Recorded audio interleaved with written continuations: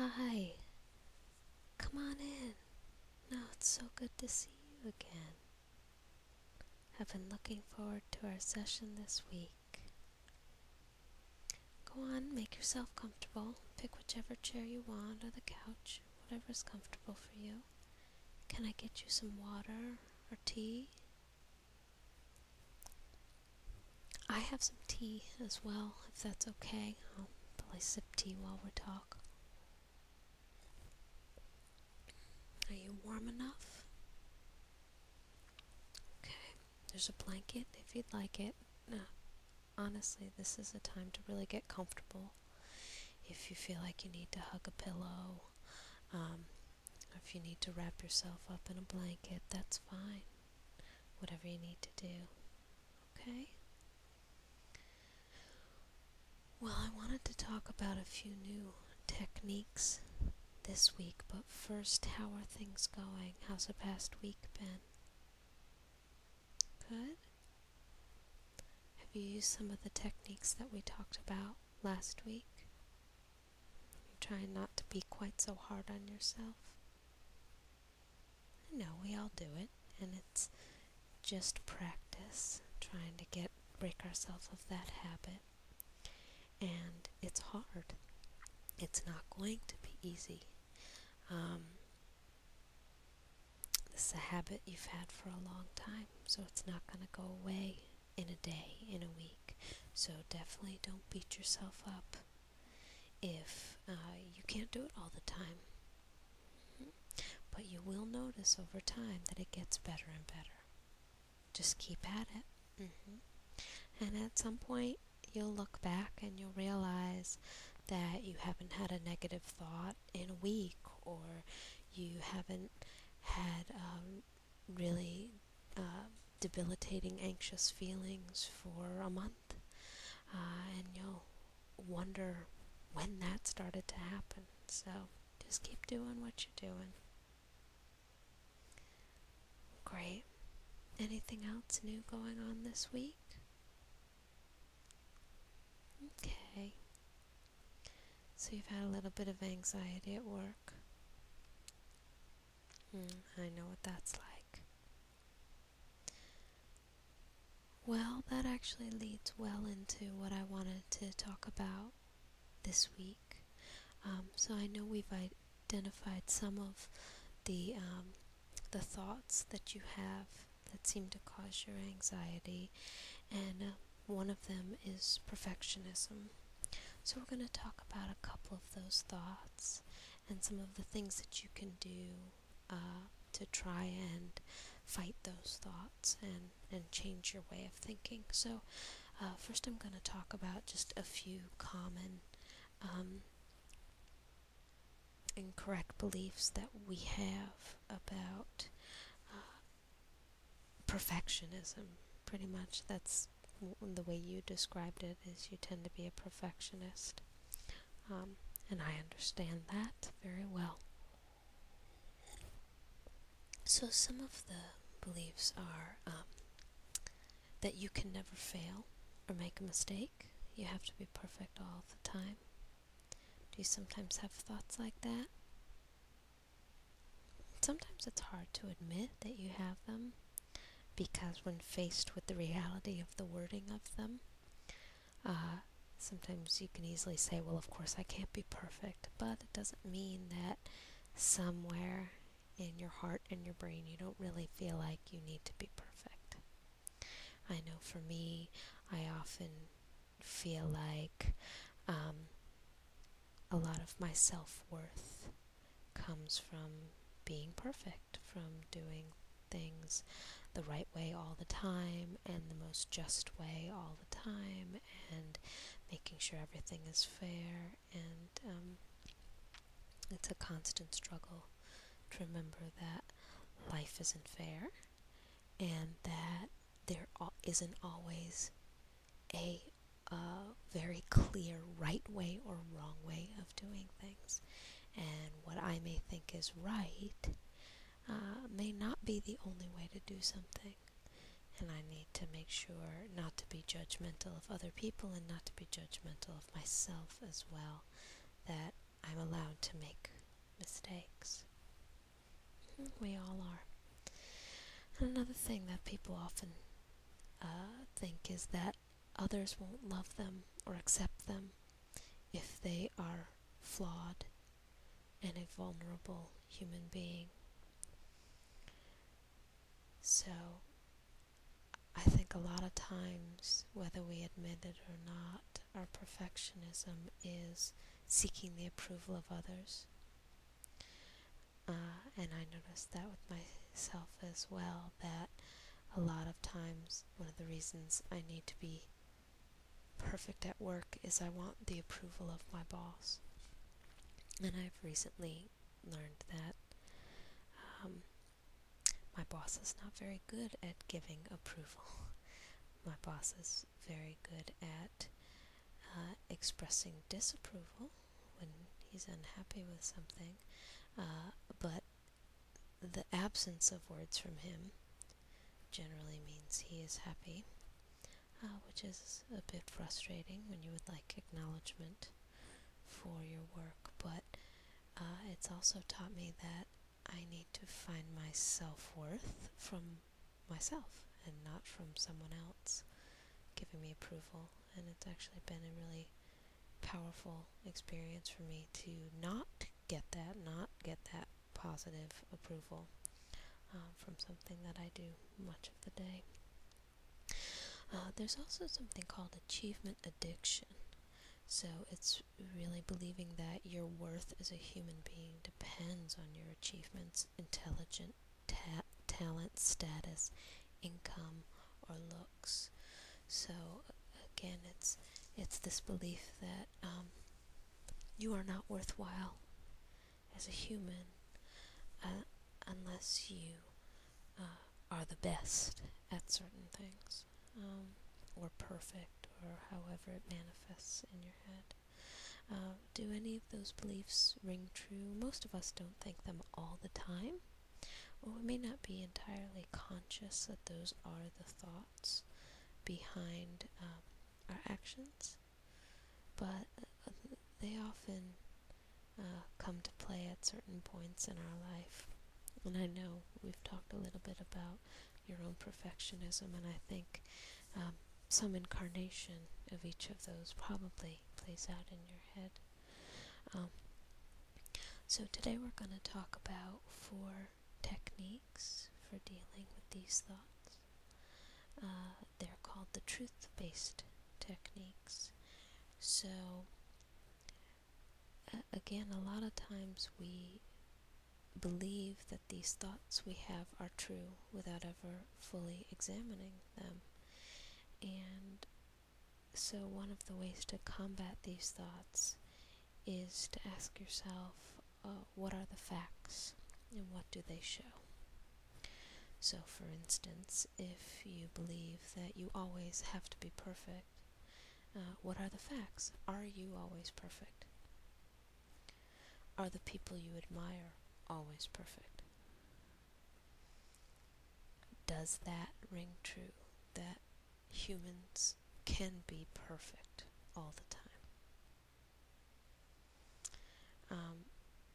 And the next technique that you can use is almost looking at your thoughts as a science experiment. So you really want to learn to define what the thought is. So if it is something like, for me, where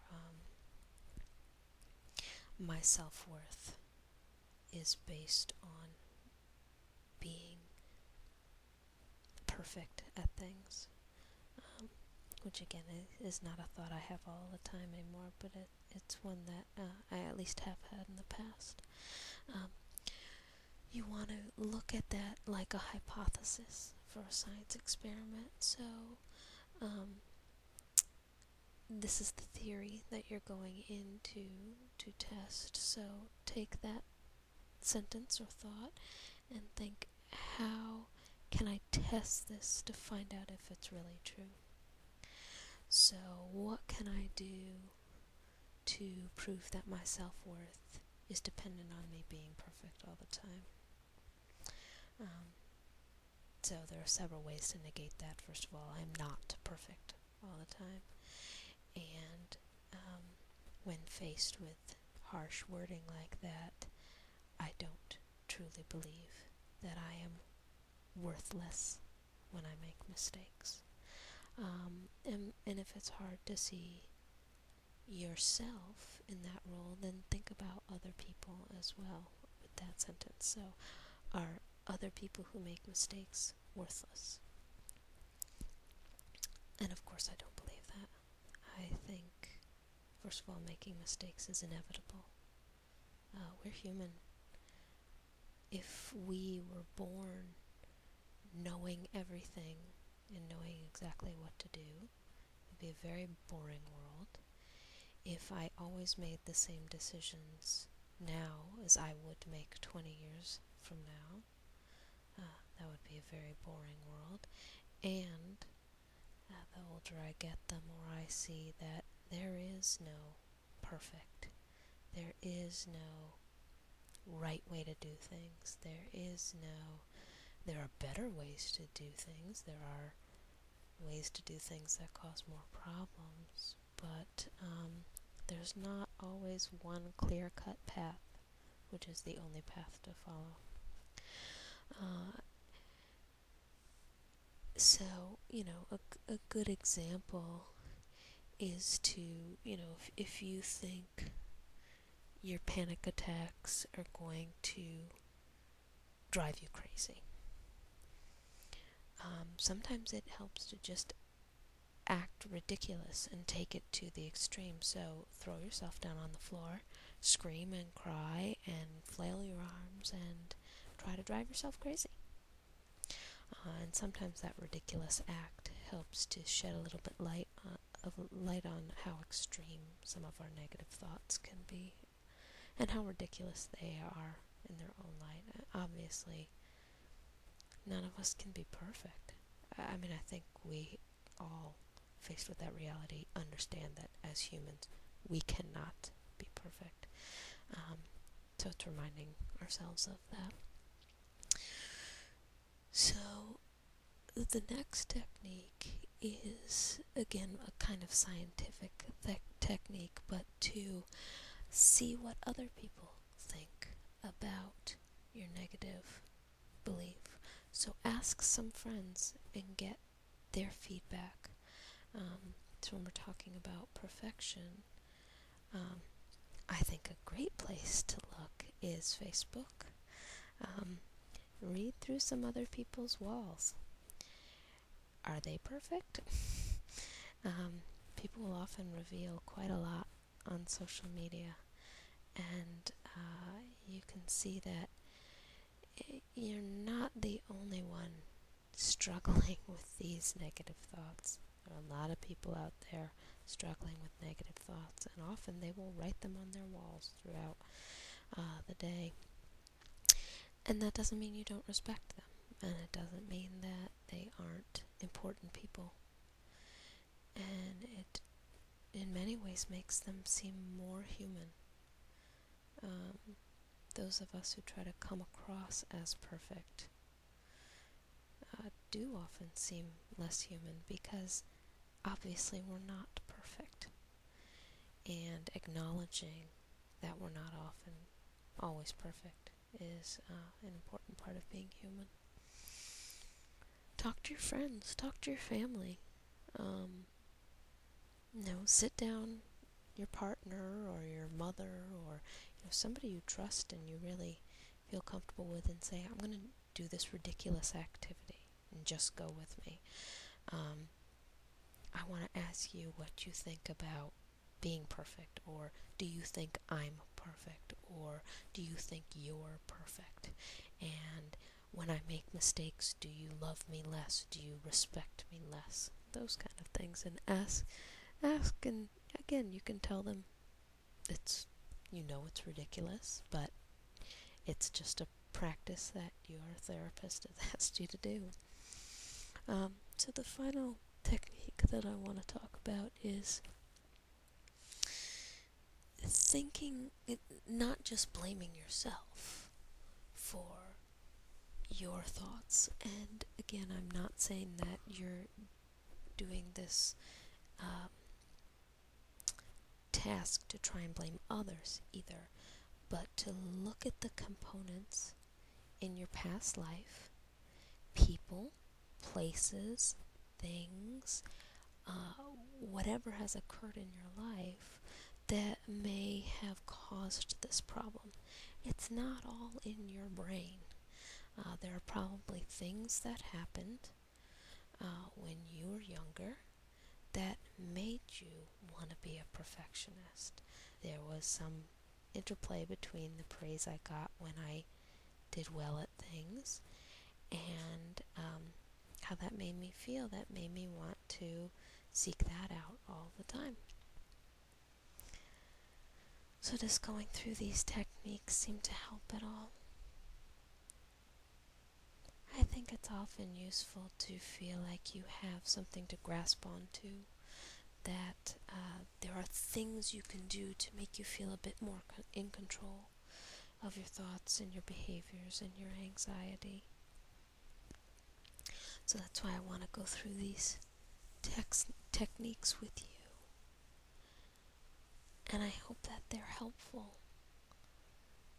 I hope that they allow you to look at your anxiety in a new light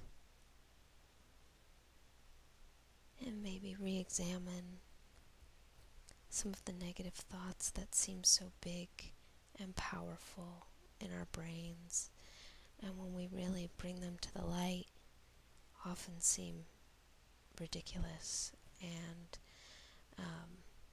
easy to refute. But again, one of the things that we do is we try to avoid pain. And if we think that these thoughts are going to, that not following these thoughts are going to cause us pain. So if I decide I'm going to do things wrong all day, do the opposite of what I think I should do, I'm afraid that will cause me a lot of anxiety and pain, and it will be very uncomfortable for me. And sometimes learning to embrace the pain, not our fears of what will happen, not our fears of what has happened, but actually our fear of the feeling of pain.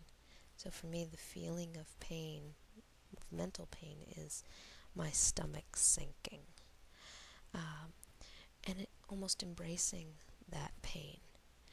And really, when I start to feel nervous about pain, looking at that feeling of pain and just embracing it, and accepting that pain makes me stronger and it helps me to move on. And if I avoid things in my life because of pain, because of this fear of anxiety or this fear of this sinking stomach feeling, that I will regret it and I will stagnate, because I will stay only in my comfort zone and I won't learn anything else. So each time I start to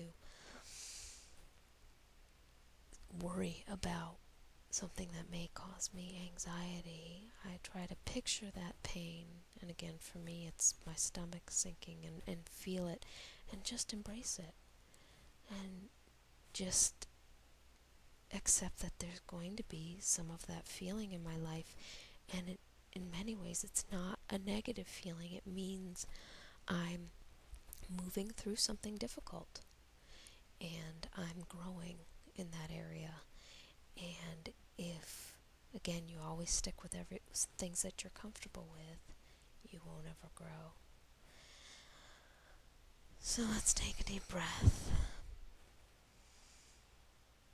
and move on from all this thought of anxiety.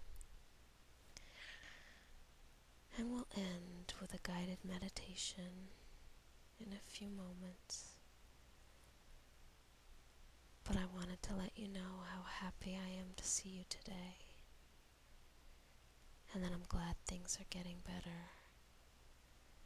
and I look forward to seeing you next week.